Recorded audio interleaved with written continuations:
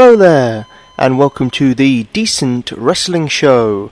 Make sure to comment, like, subscribe, share, and press that notification bell.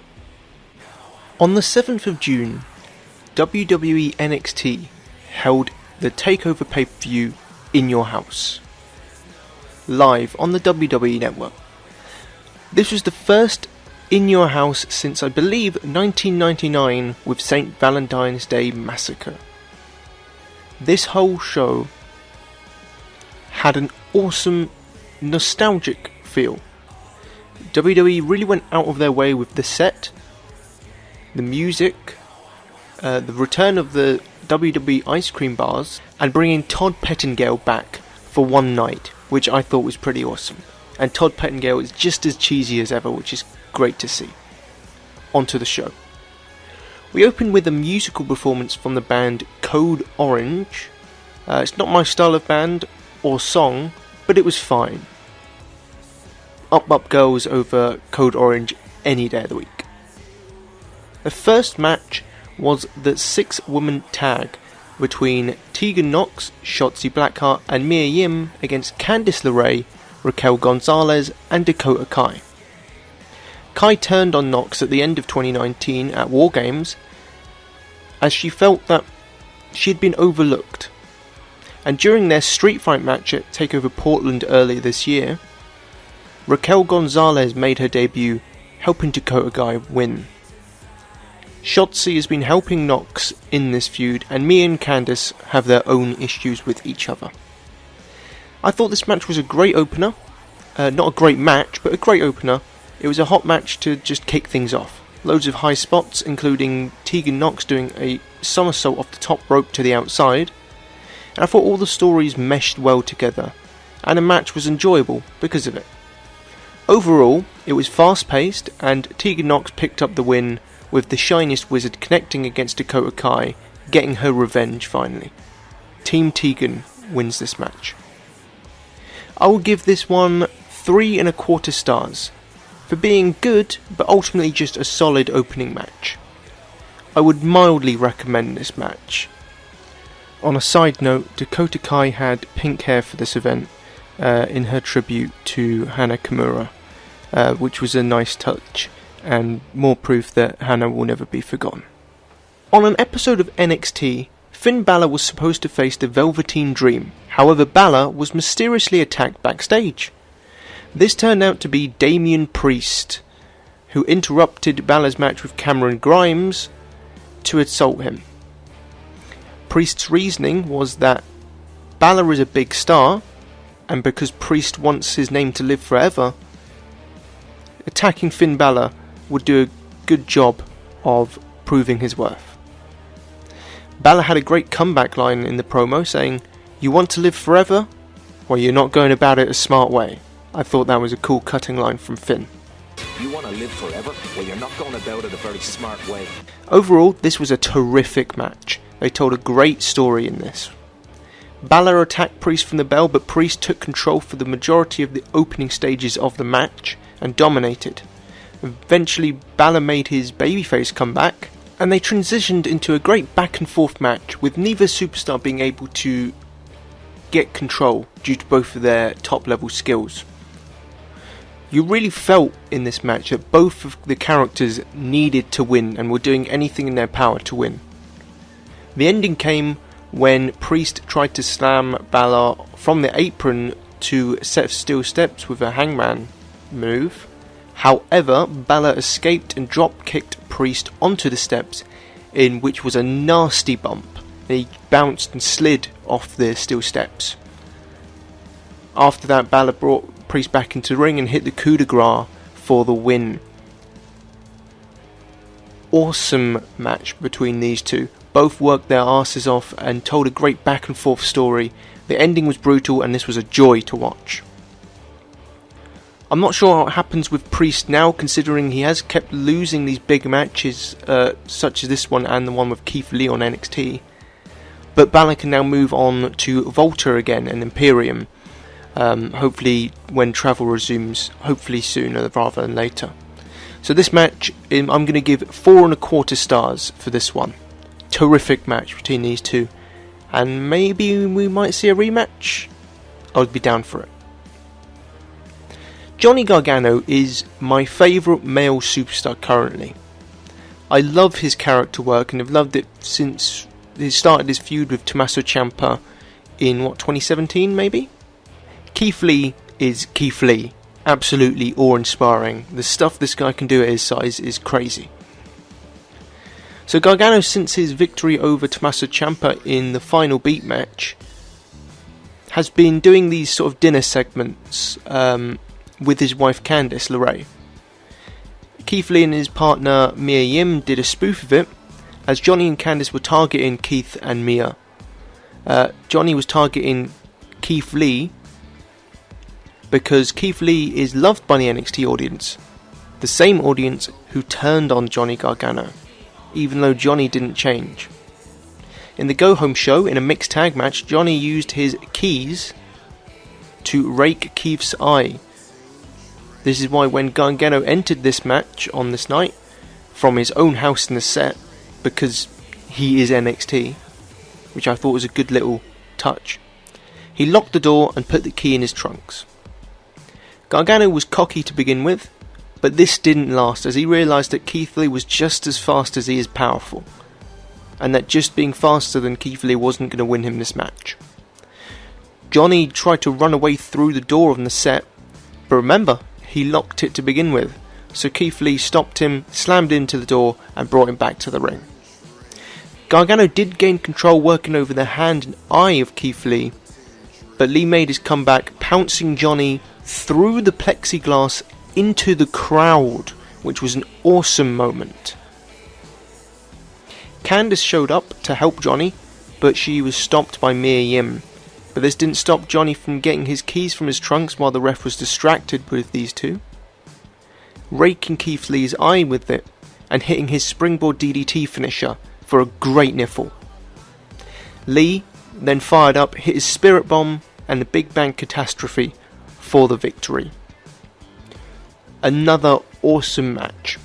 I loved Gargano's heel work, and they told a brilliant story with the eye in the hand, and I was really into it, and I was rooting for Johnny.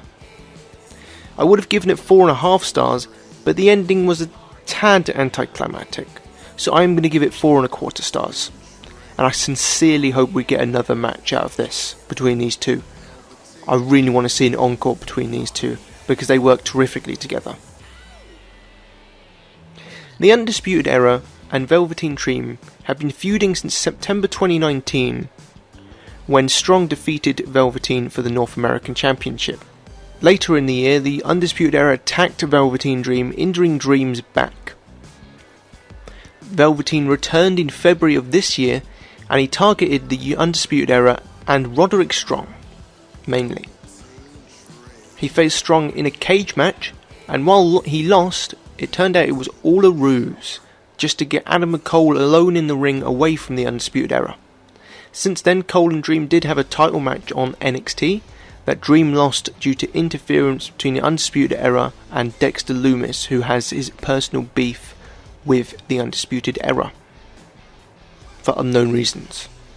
So now they fight in a BACKLOT brawl, with the stipulation that if Velveteen Dream loses, he cannot get another title shot.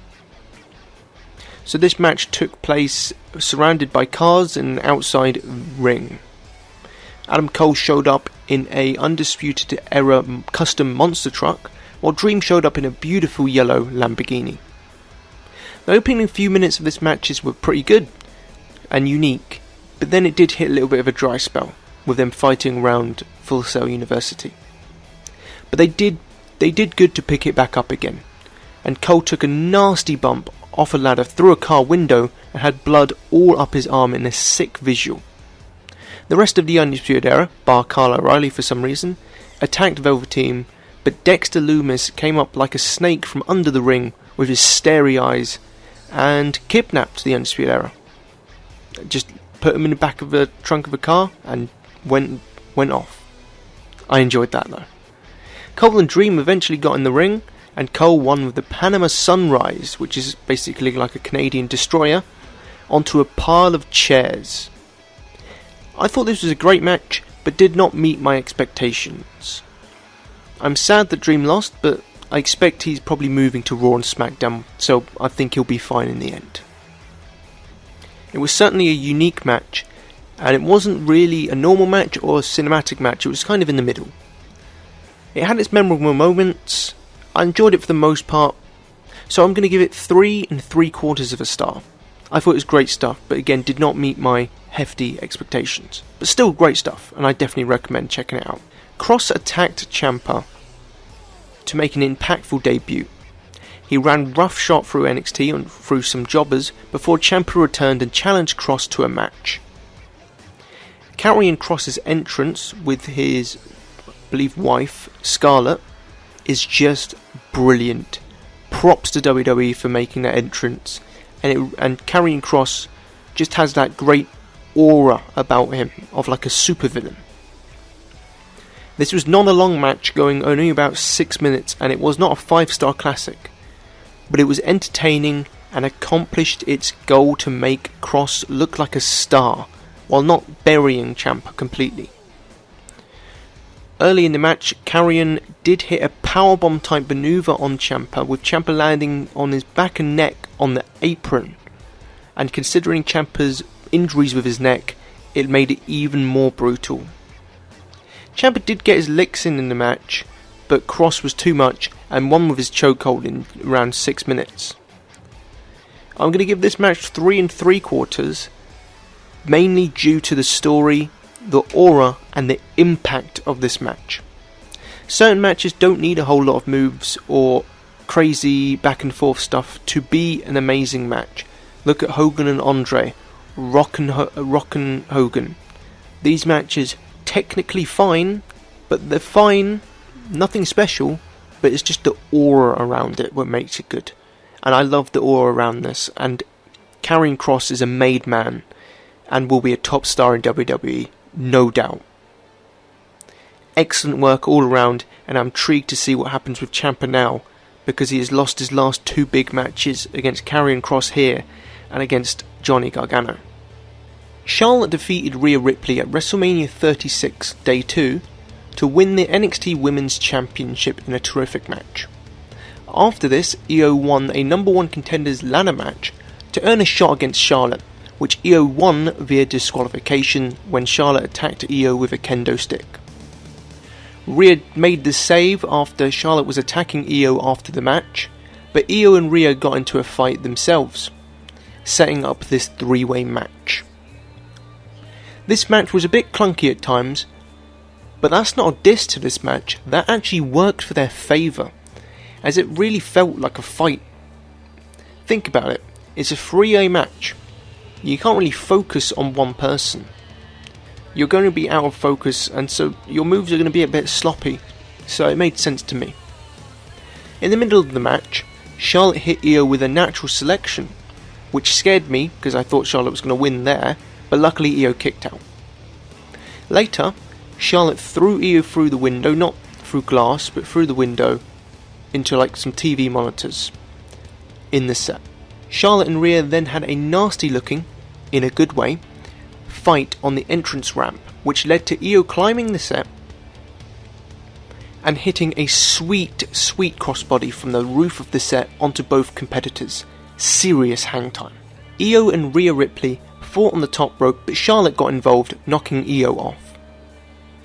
Rhea hit the Avalanche Riptide, which is what won her the title in 2019 off Shayna Baszler, but luckily Io broke up the pin there.